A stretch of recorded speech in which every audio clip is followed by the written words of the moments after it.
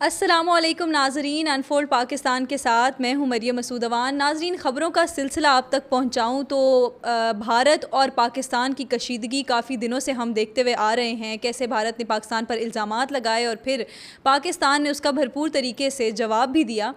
अब नाजरीन, सूरत हाल कुछ ऐसी है कि मोदी सरकार को अब मुँह की खानी पड़ गई है और उनको खामोशी की हदायत कर दी गई है, वो भी उनसे जिनसे मोदी को सबसे ज़्यादा शायद उम्मीदें थीं। अमरीका की तरफ से नाजरीन जवाब आ गया है और अमेरिका ने ये कहा है, अमेरिका के नायब सदर JD वेंस ने कहा है कि पाकिस्तान एक जिम्मेदार मुल्क है और अमेरिका को भी यही उम्मीद है कि पाकिस्तान तहकीकात में ताउन करेगा। नाज़रीन, अमेरिका के नायब सदर ने अपने बयान में कहा है कि भारत पहलगाम वाक़े पर इस अंदाज से रद्द-ए-अमल दे कि वसी तर इलाकाई तनाज़ा पैदा ना हो। अब नाज़रीन, हमने ये देखा है कि इंडिया को शायद सबसे ज़्यादा अगर किसी से उम्मीद थी तो वो अमेरिका से ही थी कि अमेरिका उसका साथ ज़रूर देगा, और हमें भी यही लगता था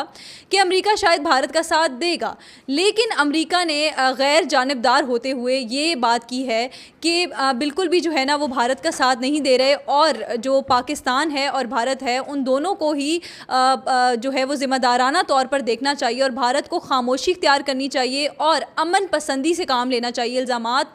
नहीं लगाने चाहिए। तो अब जो भारत है वो आई थिंक चुप करके बैठ गया है कुछ टाइम के लिए कि अमेरिका ने भी उनका साथ छोड़ दिया है जहाँ से उन्हें बहुत ज़्यादा उम्मीदें थी। दूसरी तरफ हमने ये देखा है कि जो गोदी मीडिया है नाजरीन, गोदी मीडिया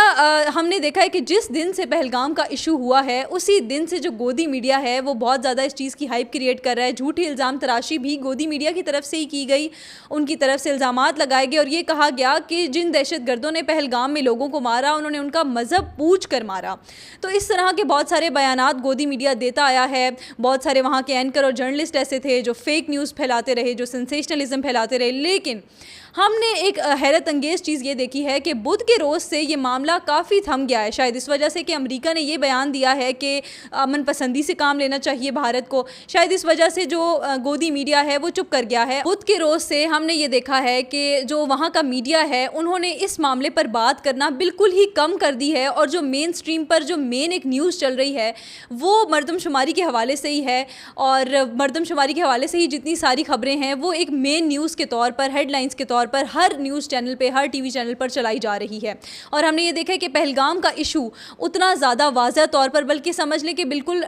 ख़त्म ही कर दिया गया है और चुप कर गया है भारतीय मीडिया इस चीज़ पर, और पहलगाम के इशू को अब नहीं छेड़ा जा रहा। तो गोदी मीडिया भी अब खामोश हो गया जब उनको पता चला है कि ये इस चीज़ से काम नहीं चलेगा, पाकिस्तान पर इल्ज़ाम तराशियों से काम नहीं चलेगा।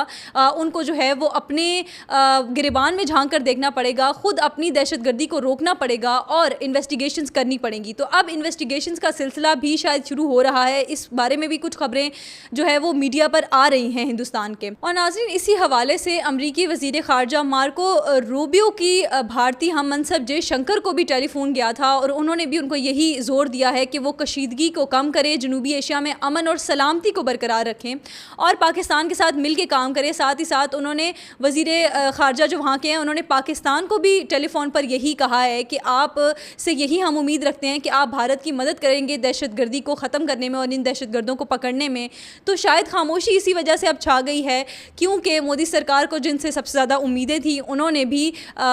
ये नहीं कि बायस होकर हिंदुस्तान का साथ दिया है, भारत का साथ दिया, बल्कि एक हमने ये चीज़ ज़रूर यहाँ पर देखी है कि अगर अमेरिका को एक अजीम मुल्क समझा जाता है तो वो इस वजह से नहीं कि वहाँ पर डोनाल्ड ट्रंप है, बल्कि इस वजह से कि अमेरिका हमेशा भी जब भी कोई इस तरह का इशू होता है तो गैर जानिबदार होकर अपना बयान सामने रखता है। नाज़रीन, तीसरी जो अहम ख़बर है वो ये है कि अब भारत को एक और तरफ से थोड़ा सा ख़तरा महसूस हो रहा है। भारत ने म्यांमार और बांग्लादेश पर भी अपनी फ़ौजी जो उनके वहाँ पर ट्रूप्स हैं उनको अलर्ट कर दिया है और वहाँ पर जो है वो उनकी ड्यूटीज़ लगा दी गई हैं। इसका कोई सामने तो नहीं आया कोई ऐसी चीज़ कि क्यों ये इनको अलर्ट कर दिया गया है, लेकिन सोशल मीडिया पर जो चीज़ सामने आ रही है वो ये है कि बांग्लादेश के जो निगरान वज़ीर आज़म हैं उनकी तरफ से जो बयान दिया गया था उस चीज़ से इसको जोड़ा जा रहा है, क्योंकि जो बांग्लादेश के सरबराह हैं निगरान, उन्होंने जो डॉक्टर यूनुस हैं उन्होंने ये कहा है कि हमें अपनी फ़ौजी स्ट्रैटेजी दुरुस्त करनी होगी, हमें अपने बॉर्डर्स को जो है वो देखना होगा और अपनी फ़ौज को मुतहिद करके वहाँ पर जो है हमें अपनी सिक्योरिटी टाइट करनी होगी। तो शायद अब भारत को पाकिस्तान और चीन से तो जो तहफ़्फ़ुज़ात थे ही, अब वो बांग्लादेश से भी उनको तहफ़्फ़ुज़ात हैं और वहाँ से भी उनको शायद ख़तरा महसूस हो रहा है। नाज़रीन, ये कुछ आज की ख़बरें थी जो आप तक पहुँचाना ज़रूरी थी कि भारतीय मीडिया जो है वो अब खामोश हो चुका है और हमें उस तरह से हलचल नज़र नहीं आ रही, उस तरह से इल्ज़ाम तराशियाँ नज़र नहीं आ रही, शायद अमेरिका ने जो बयान दिया उसकी वजह से, और किस तरह से जो बांग्लादेश है उससे भी अब थोड़ा ख़तरा महसूस होने लग गया है भारत को। अपनी राय का इजहार कमेंट सेक्शन में ज़रूर कीजिएगा और हमें ज़रूर बताइएगा कि इस मामले के बारे में आप क्या राय रखते हैं। अनफोल्ड पाकिस्तान के साथ मुझे इजाज़त दीजिए। अल्लाह हाफ़िज़।